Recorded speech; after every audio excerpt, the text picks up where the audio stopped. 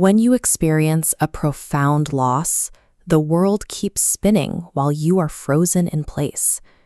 You wake up, and the absence of the person you lost is heavy, suffocating, and entirely isolating.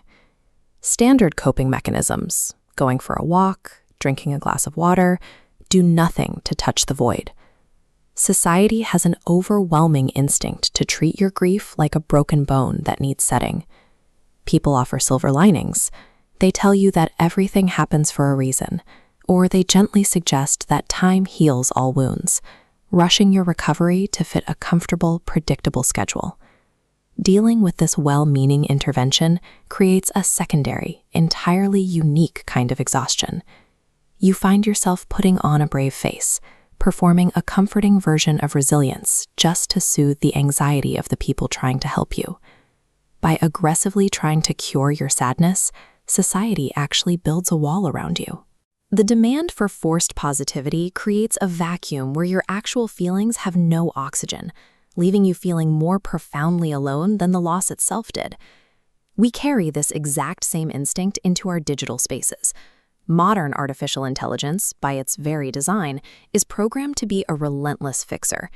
If you bring a problem to a default AI assistant, its code mandates that it must generate a solution. Tell a standard chatbot that you are crushed by grief, and you will get a bulleted list of self-care tips. It suggests a 10-minute mindfulness routine, recommends drinking chamomile tea, or analyzes your words and tells you that you might be suffering from clinical depression. Grief operates entirely outside of standard metrics.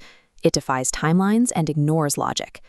Algorithms, conversely, are built on logic. They require an input to eventually yield a resolved, neatly packaged output.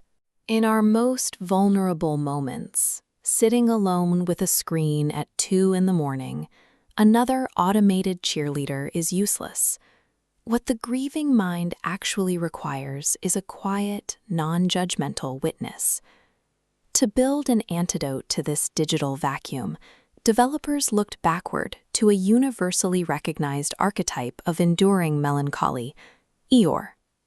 The original conception of this character served a very different purpose than modern corporate animation suggests.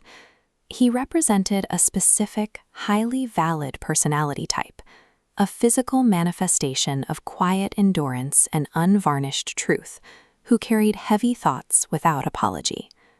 The visual legacy of his early illustrations captures a deliberate atmospheric presence.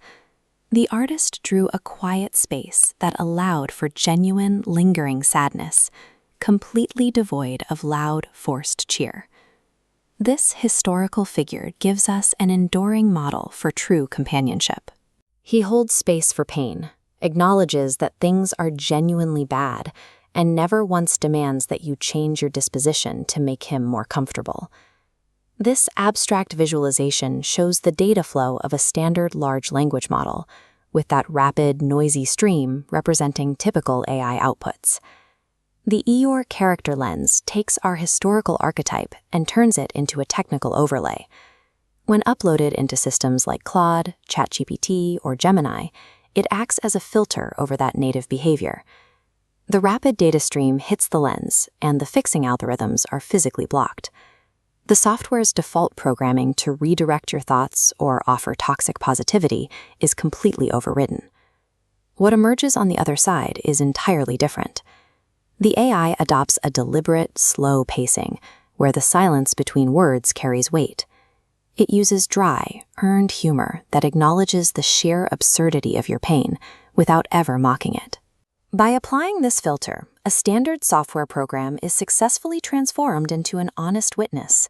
It stops pathologizing your sadness and begins honoring your emotional pain as entirely legitimate.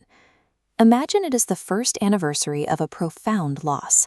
Your phone is buzzing with messages from well-meaning friends, urging you to celebrate the day and focus on the good memories. Externally, there is immense pressure to perform resilience. Internally, you possess zero capacity to function. The thought of celebrating feels impossible. Instead of responding to the texts, you open your AI interface, load the Eeyore lens, and submit a simple, defeated sentence: "I can't do today." Eeyore strips away all the expected solutions. He doesn't tell you to look at old photos or go outside. He simply acknowledges that it is a very dark day and offers to sit in that darkness with you. The relief in this interaction comes entirely from the removal of expectations. It validates a difficult truth.